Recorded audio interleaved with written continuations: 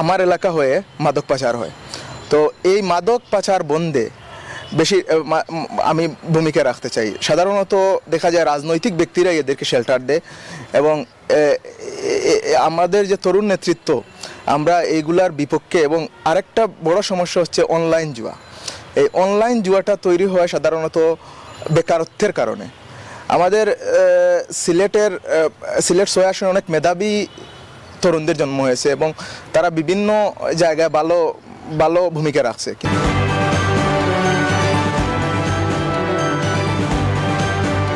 দর্শক, আমন্ত্রণ আপনাদের সবাইকে আজকের জেডএসআরএম নির্বাচনের পথে।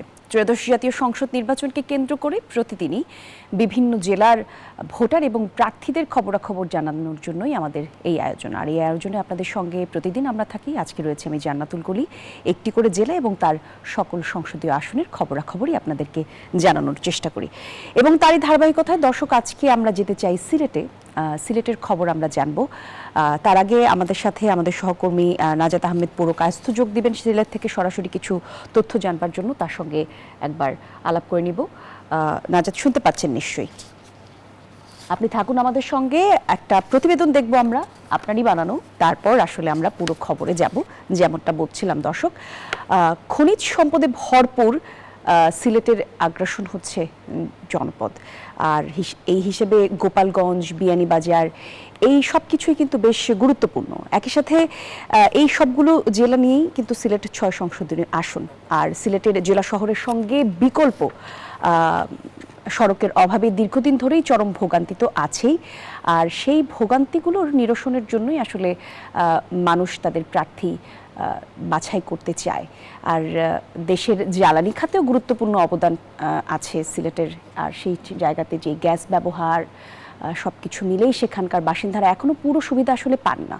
নির্বাচিত সংসদ সদস্য পিছিয়ে পড়া জনগোষ্ঠীর জীবনমান উন্নয়নে কাজ করবে এমন প্রত্যাশা সিলেটবাসীর। আর যেটা বলছিলাম, আমাদের সহকর্মী নাজাত আহমেদ পুরকায়স্থ এই নিয়ে একটি রিপোর্ট তৈরি করেছেন। তথ্যচিত্র পাঠানোর পর ডেস্ক রিপোর্টে পুরোটা তৈরি হয়েছে, আমরা একটু দেখে নেব। সিলেট ৬ সংসদীয় আসনটি দেশের জ্বালানি খাতে গুরুত্বপূর্ণ অবদান রাখছে। দীর্ঘদিন ধরে ঘরে ঘরে গ্যাস সংযোগের দাবি করে আসলেও তা রয়ে গেছে অপূর্ণই। জেলা শহরের সঙ্গে বিকল্প সড়ক না থাকায় ভোগান্তিতে পড়েছেন গোপালগঞ্জ ও বিয়ানীবাজার উপজেলার মানুষ। এতে করে প্রতিদিনের যাতায়াত, ব্যবসা বাণিজ্য, জরুরি চিকিৎসা সেবাও ব্যাহত হচ্ছে। ত্রয়োদশ জাতীয় নির্বাচনকে সামনে রেখে নতুন করে আশায় বুক বাঁধছেন এই এলাকার বাসিন্দারা। দীর্ঘদিনের বঞ্চনা শেষে এবার তাদের প্রত্যাশা পিছিয়ে পড়া জনগোষ্ঠীর জীবনমান উন্নয়নে সর্বোচ্চ গুরুত্ব, বিশেষ করে যোগাযোগ ব্যবস্থার আধুনিকায়ন। এই নির্বাচিত হন না কেন, যোগাযোগ ব্যবস্থা নিয়ে কতটুকু কাজ করতে পারেন? স্বাস্থ্যের ক্ষেত্রে, অবকাঠামোর ক্ষেত্রে যে উন্নয়ন হওয়ার কথা ছিল সেগুলো কিন্তু আমরা দেখতে পাইনি। এই দুটি উপজেলায় কৈলাসটিলা গ্যাস ফিল্ডের অবস্থান রয়েছে। এই গ্যাসগুলো সারা দেশে যায়। এখন আমাদের এলাকার মানুষজন তো গ্যাস থেকে বঞ্চিত।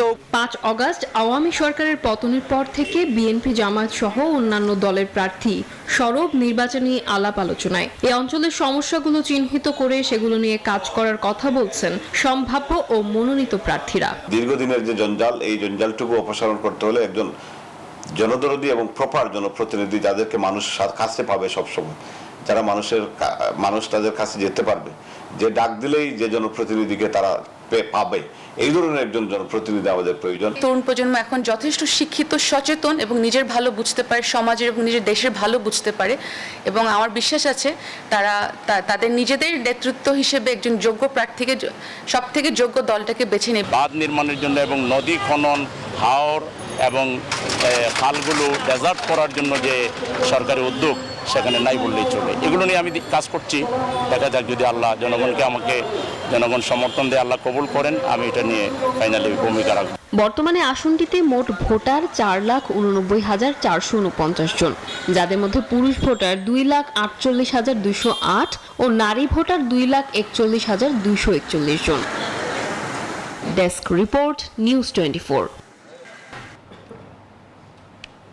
দর্শক, আমরা প্রতিবেদনটি দেখলাম। এবারে যেমনটা বলছিলাম, আমাদের সহকর্মী নাজাত আহমেদ আছেন সিলেটে এবং সেখান থেকে তিনি প্রার্থী এবং ভোটারদের সঙ্গে একটা সংযোগ স্থাপন করার চেষ্টা করেছেন, যেখানে আমরা তার কাছ থেকে সিলেটবাসী আসলে প্রার্থীদের কাছে কি চায় সেই খোঁজ খবরগুলোই জানবার চেষ্টা করব।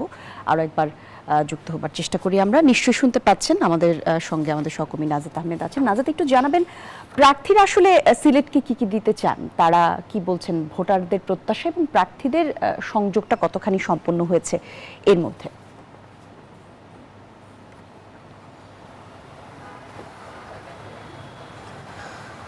আচ্ছা, ধন্যবাদ। আমি আসলে এই বিষয়টা না বলি, আমি প্রার্থীদের কাছ থেকে শোনার চেষ্টা করব।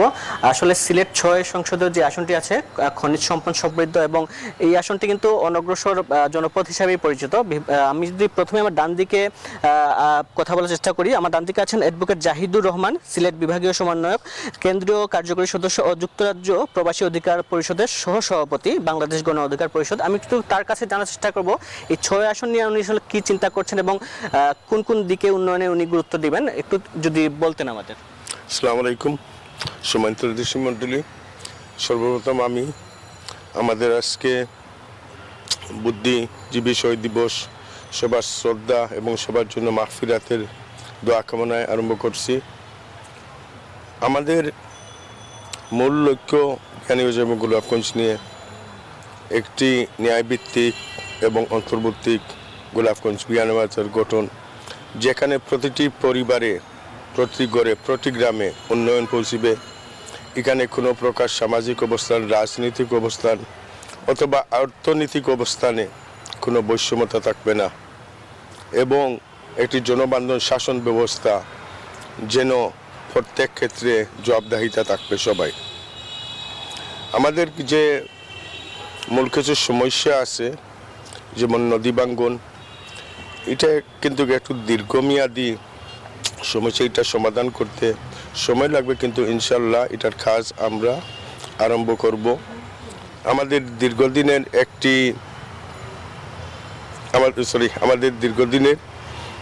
একটি অভিযোগ, আমাদের বিয়ানীবাজার এবং গোলাপগঞ্জে গ্যাস উত্থাপন হয়, এটা বিভিন্ন এলাকাতে এটা দেওয়া হয়, অন্য দেশে প্রচার করা হয়। আমাদের বিয়ানীবাজার এবং গোলাপগঞ্জের প্রতিটি ঘরে ঘরে যতক্ষণ পর্যন্ত গ্যাস না পৌঁছেছে তখন এই গ্যাসটা বাইরে যেতে পারবো না। আমাদের অতীতে নেতৃত্বর অভাবে আমাদের যোগাযোগ ব্যবস্থা একেবারে দুর্বল, অনেক এলাকাতে এখনো কোনো রাস্তা নেই, সেতু নেই, এরা দীর্ঘদিন থেকে অবহেলিত। আমরা অগ্রাধিকার ভিত্তিতে এই এলাকাতে প্রথম আমরা রাস্তা এবং সেতু জি আমরা নিশ্চিত করব। আমি একটু আমার বাম পাশে যেতে চাই। আমার বাম পাশে আছেন এনসিপি তরুণ নেতৃত্বে যারা থাকতে পারেন সম্ভাব্য প্রার্থী। আমার সাথে আছেন শাহরিয়ার ইমন সানি, কেন্দ্রীয় সংগঠক, জাতীয় যুবশক্তি এনসিপির। উনি আসলে এনসিপির সম্ভাব্য প্রার্থী। আসলে ওনার কাছ থেকে ওনার চিন্তা কথা জানতে চাবো এবং উনি কী কী বিষয়ে আসলে ফোকাস করছেন এই বিষয়টা আসলে বলতেন। আসসালামু আলাইকুম, ধন্যবাদ চ্যানেল 24-কে এ ধরনের একটা আয়োজন করার জন্য, কারণ এ ধরনের আয়োজন আমাদের রাজনৈতিক সম্প্রীতিকে বৃদ্ধি করে। বিশেষ করে সিলেটে রাজনীতি, হ্যাঁ নিউজ 24 কথাই বলছি, আপনাদেরকে অসংখ্য ধন্যবাদ। আর বিশেষ করে সিলেটের রাজনৈতিক সম্প্রীতি এমনিতেই আছে, আর এ ধরনের প্রোগ্রাম রাজনৈতিক সম্পৃক্তিতে আরও বেশি ভূমিকা রাখবে বলে আমি মনে করি। আমার প্রথমে যেই কারণে আমার একটা মনটা খারাপ আর কেউ, আসলে আমাদের ইনকিলাব মঞ্চের মুখপাত্র হাদি ভাইয়ের উপর গুলিবর্ষণ হয়েছে, এবং তাছাড়া জুলাই রেভলিউশনের আরও 2 জন সদস্যকে কুপিয়ে হত্যা করা হচ্ছে, হত্যা চেষ্টা হয়েছে আর কি।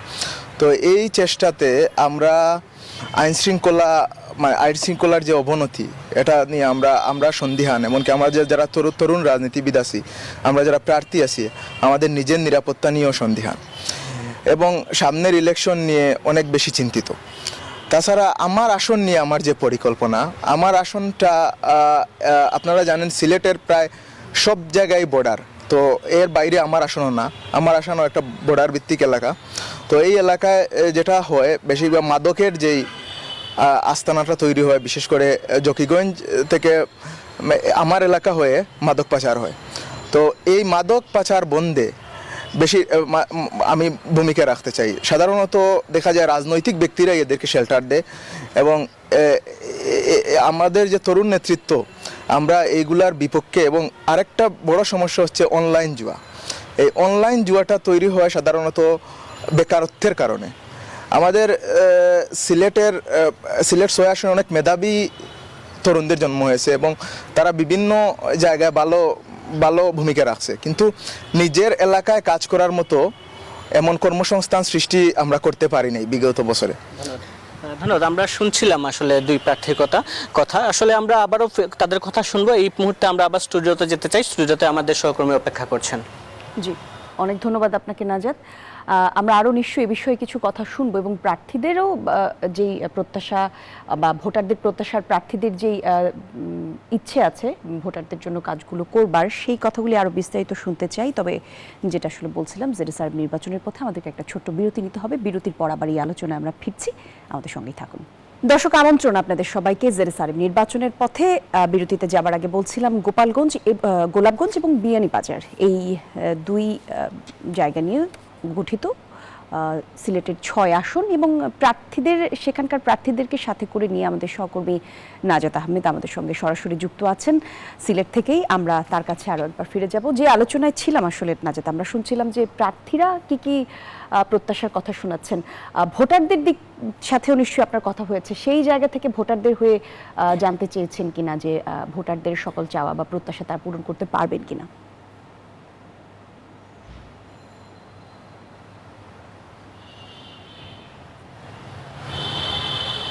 আচ্ছা, ভোটাররা কিন্তু বারবারই এই আসনের যে ভোটার আছে তারা কিন্তু বারবারই একটি গ্যাস, তাদের এলাকার গ্যাসের যে চাহিদা, সেই গ্যাসের চাহিদার কথা বলেছেন। আমি যদি একটু জানার চেষ্টা করব এনসিপির যিনি আছেন, এখন পর্যন্ত আসলে উনি এই বিষয় নিয়ে কি চিন্তা করছেন এবং নির্বাচনের পরিবেশ কেমন দেখছেন এখন শেষ মুহূর্তে এসে।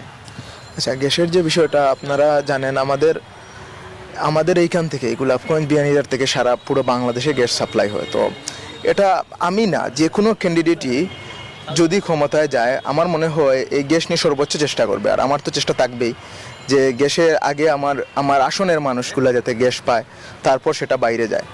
এটা আমি আশাবাদী। আমি ছাড়াও যে কোনো ক্যান্ডিডেট যদি সংসদে যায়, এটা নিয়ে কথা বলা বিকল্প নাই। আমি তো আর বলবোই, এটা আমি গ্যারান্টি সহকারে এটার জন্য আমি কাজ করব এবং সর্বোচ্চ কাজ করব। আর যে বিষয় ভোটারের যে বিষয়টা আপনারা বললেন, ভোটার আমরা গেছি ইনশাল্লাহ নতুন দল হিসেবে ভোটার ভালোই আমাদের সাড়া দিচ্ছে এবং আমাদের আপন করে নিচ্ছে, যেটা আমাদের তো ওইভাবে হাইপ নাই, আমাদের ওইভাবে খরচপাতিও করতে পারতেছি না। তারপরেও যে সমর্থনটা আমরা পাচ্ছি এটা আমার কাছে সন্তুষ্টজনক মনে হচ্ছে।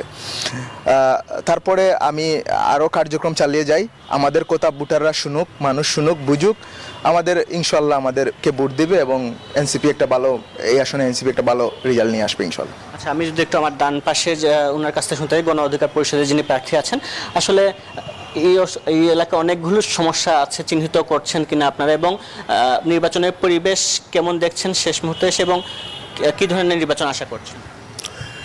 আমাদের আসলে জুলাই 24-এর বিপ্লবের পরে আমরা খুব আশা একটা ছিল যে নতুন একটা পরিবর্তন দেশে আসবে। We will see a new revolution Bangladesh. আর এটার মেইন যে চেতনা ছিল যে আপনার এখন এলিট ডিভিশন ছাড়া যে কোনো জন ক্যান্ডিডেট হতে পারবে। একটা রিক্সা চালকের ছেলে একদিন বাংলাদেশের প্রধানমন্ত্রী হতে পারবে, এইটা আমাদের আশা ছিল। আনফর্চুনেটলি এই যে সুষ্ঠু নির্বাচন কতটুকু হবে এইটা নিয়ে আমাদের এখন কনস্ট্যান্টলি আমরা খুবই ফ্রাস্ট্রেটেড। আমরা দেখি আর কিছু দলীয় বা ব্যক্তিগতভাবে যেভাবে অর্থ ব্যয় করার, দিস ইজ আপনার করাপশন, এটা করাপশন। এখন আপনার কাছে 50 লাখ টাকা আপনি ব্যয় করতে পারলেন, একজন যোগ্য প্রার্থী এর অর্থ না থাকলে তাহলে প্লেইং ফিল্ডটা ফেয়ার কীভাবে হবে? It is not a fair playing field. This feeds corruption. বাংলাদেশে যতক্ষণ পর্যন্ত আপনি দুর্নীতি সরাইছেন না, কখনো আপনি উন্নয়ন আনতে পারবেন না। পলিটিশিয়ানেরা যদি এই করাপশনটা ফিড করে, কারণ এইটারে কমার্শিয়াল ব্রাইবারি বলে আপনি যখন একটা কাজ করালেন ভোটের বিনিময়, তখন তো আপনি জনগণের শিখাইলেন করাপশন পড়তে আগে। জি, তো এটা আমরা ইনশাল্লাহ আমাদের ইন্টারভিউ কমিটির কাছে এটা বন্ধ করতে হবে, বা যারা এইরকম কাজগুলি করতেছে এইগুলির ব্যবস্থা নিতে হবে। ধন্যবাদ। আমরা শুনছিলাম আজকে আসলে সিলেট 6-এর যে প্রার্থীরা আছেন তাদের কথা, এবং তারা বিভিন্ন আশ্বাস দিচ্ছেন এবং তাদের নির্বাচনের প্রতিশ্রুতিগুলো আমাদেরকে জানানোর চেষ্টা করছিলেন। সব মিলে এই ছিল আমার কাছে সিলেট থেকে আজকে নির্বাচনের পথের আয়োজন। অনেক ধন্যবাদ আপনাকে নাজাত। একই সাথে প্রার্থীরা যারা এসেছেন শুভকামনা তাদের জন্য। আর আমরাও প্রত্যাশা করি সিলেটবাসীর যেই প্রত্যাশা সেই প্রত্যাশা পূরণ হোক। আজকে জেরুসালেম নির্বাচনের পথের আয়োজন এখানে শেষ করতে চাই দর্শক। আগামীকাল নতুন আরেক জেলার খবর নিয়ে হাজির হয়ে যাব। সে পর্যন্ত সবাই ভালো থাকবেন, সুস্থ থাকবেন।